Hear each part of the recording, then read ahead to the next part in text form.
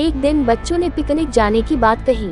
ये सुनते ही अंकिता की रूह कांप गई, क्योंकि उसे एक पुराना किस्सा याद आ गया। ये बात तब की है जब अंकिता 10वीं क्लास में पढ़ रही थी। एक दिन टीचर ने पिकनिक का प्लान बनाया था। अपने सभी दोस्तों के साथ अंकिता ने भी जाने के लिए हाँ कर दी। पिकनिक पर जाना था पावागढ़। पूरा स्कूल पिकनिक जा रहा था, इसलिए करीब 30 बस सभी बच्चों को ले जाने के लिए तैयार थी।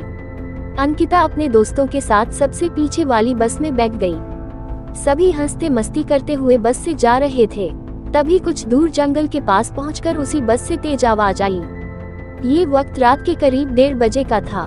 ड्राइवर गाड़ी से बाहर निकला तो उसे पता चला कि टायर फट गया है।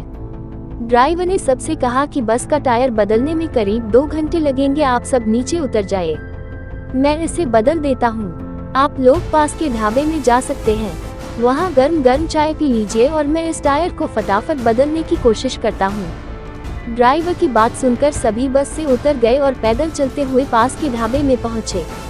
वहाँ एक बूढ़ा व्यक्ति चाय बना रहा था।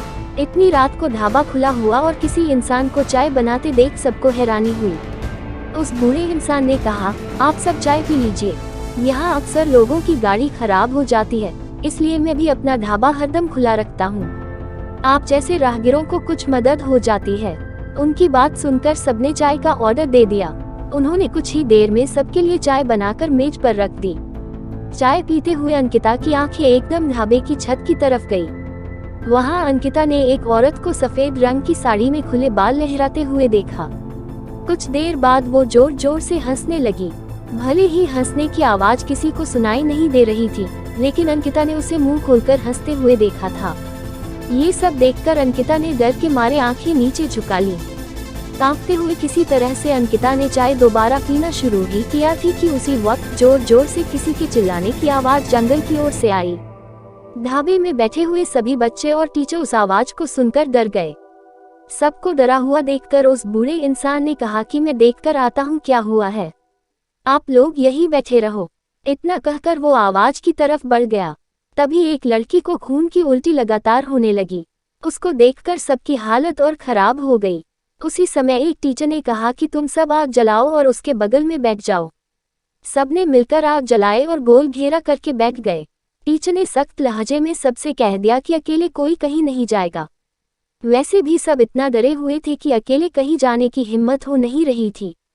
आग के पास बैठे बैठे 3 बज गए। तब कहीं जाकर वो बूढ़ा इंसान जंगल से लौट कर आया।